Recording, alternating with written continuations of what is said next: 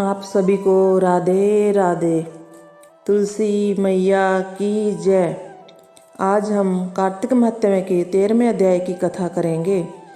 इतनी कथा सुनकर राजा पृथु ने कहा कि हे महाराज, कृपा करके भगवान की पूजा का महात्म्य कहिए। तब नारद जी कहने लगे कि हे राजन, जो हंसी में भी भगवान का भजन करता है वह परम पद को प्राप्त हो जाता है, परंतु जो श्रद्धापूर्वक भजन करता है उसका तो कहना ही क्या है। इस संबंध में हम तुमको एक पुराना इतिहास सुनाते हैं। कालिंद पर्वत पर बसे दीर्घपुर नाम के नगर में अति धर्मात्मा, प्रजा को पुत्र के समान पालने वाला सुबाहु नाम का राजा राज्य करता था। उसके धूम्रकेश नाम वाला अति दुष्ट, चोर, जुआरी, पर स्त्रीगामी तथा व्यभिचारी एक पुत्र था। उसकी यह दशा देखकर उसके पिता सुबाहु ने उसको ताड़ना दी, परंतु वह किसी प्रकार नहीं माना। गेंद खेलते हुए एक दिन उसकी गेंद छोटी रानी के महल में जा गिरी। जब वह गेंद लेने के लिए महल में गया तो रानी उस पर मोहित हो गई और उन दोनों ने कामाद होकर भोग किया। जब राजा को इस बात का पता चला तो उसने कुमार को देश निकाला दे दिया। पुत्र होने के कारण उसे प्राण दंड नहीं दिया। अब राजकुमार वन में रहकर प्रतिदिन मांस खाता और रात्रि को वेश्याओं के घर में रहता। चोरी आदि करके जो द्रव्य लाता वह उनको दे देता। इस प्रकार फिरते फिरते वह एक दिन वृंदावन में आ गया। कुछ समय बाद सत्यव्रत नाम वाला एक भगवान विष्णु का भक्त अपना घर बार छोड़कर कार्तिक मास में भगवान का पूजन करता था और वह केवल कंदमूल तथा फल ही खाता था। वह नित्य भगवान से प्रार्थना करता कि हे भगवान, इस दुख रूपी समुद्र में डूबते हुए मुझे दीन की रक्षा कीजिए। श्री राधा जी सहित मैं आपको नमस्कार करता हूँ। वह प्रेम में मगन होकर रोने भी लग जाता। इस प्रकार वह नित्य प्रति करता। देवयोग से एक दिन धूम्रकेश ने उस ब्राह्मण की यह क्रिया देखी। जब रात्रि को घर आया तो वहां आकर वेश्या के सामने उसने भी मिट्टी की मूर्ति बनाकर वैसे ही सब काम किया। अंत में उसी भांति स्तुति आदि करके रात्रि को वेश्या के घर में ही सो गया। देवयोग से राजा के दूत भी उसी समय वहां आ गए और उनके हाथ में धूम्रकेश वहां मारा गया और यमदूत उसको महापापी समझकर मारते हुए पकड़कर उसको यमराज के पास लाए।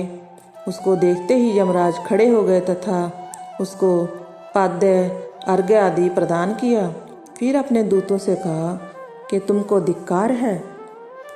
जब तुमसे हमारा कहना है कि विष्णु भक्तों को यहाँ पर मत लाओ, फिर धूम्रकेश को यहाँ पर क्यों लाए?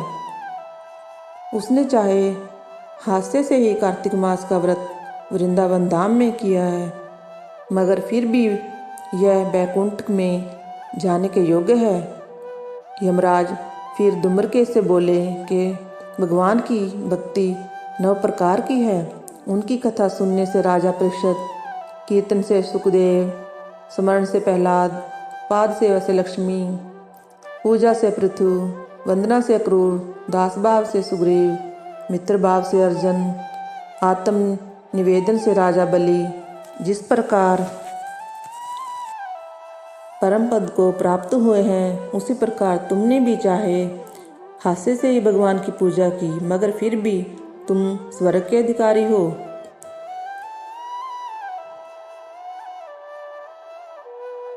परंतु तुम अपने कर्मानुसार पहले नरक के अधिकारी थे, मगर अब बैकुंठ के अधिकारी हो। कार्तिक मास में की गई भगवान की पूजा व्यर्थ नहीं जा सकती। जहाँ पर भगवान शालिग्राम है वहाँ पर ही गंडकी नदी और सब तीर्थ हैं। तब धूम्रकेश यमराज से पूछने लगा कि भगवान सब नदियों को छोड़कर गंडकी को कैसे प्राप्त हुए? यमराज कहने लगे कि किसी समय वेदशिरा नाम के ऋषि सब लोगों के हित के लिए गंगा तट पर तपस्या कर रहे थे। उस रमणीक स्थान में उनके तप से इंद्र अत्यंत भयभीत हुआ और उनकी तपस्या को भंग करने के लिए मंजूघोषा नाम वाली अप्सरा को भेजा। मंजूघोषा वन में क्रीड़ा करती हुई अपने यौवन तथा रूप का प्रदर्शन करके अनेक हाव भाव दिखाने लगी। उसी समय मंजूघोषा ने मुनि के चरण का स्पर्श किया तो ऋषि के रोमांच खड़े हो गए। उस समय मंजूघोषा ने ऋषि को अपने वश में जानकर उनके गले में अपनी भुजाएं डाल दी। तब ऋषि ने क्रोधित होकर श्राप दिया कि क्योंकि तुम मुझे इस संसार सागर में डालने के लिए आई हो, सो तुम नदी बन जाओ। तब मंजूघोषा कहने लगी कि हे मुने, मैं श्राप योग्य नहीं हूँ, आप मुझे क्षमा कर दीजिए।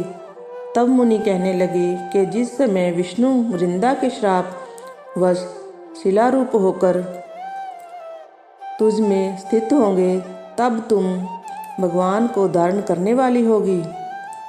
अंत तुम्हारा श्राप वरदान से भी अधिक श्रेष्ठ होगा। यमराज कहने लगे कि हे राजकुमार, अब तुम विष्णु लोक को जाओ। तब धूम्र के सुंदर विमान में बैठकर वैकुंठ लोक को गया। इस प्रकार कार्तिक महात्म्य का 13वां अध्याय समाप्त हुआ। जय जय श्री राधे श्याम। ऐसी ही बहुत सारी वीडियोस देखने के लिए चैनल को सब्सक्राइब करें और वीडियोस को लाइक करें।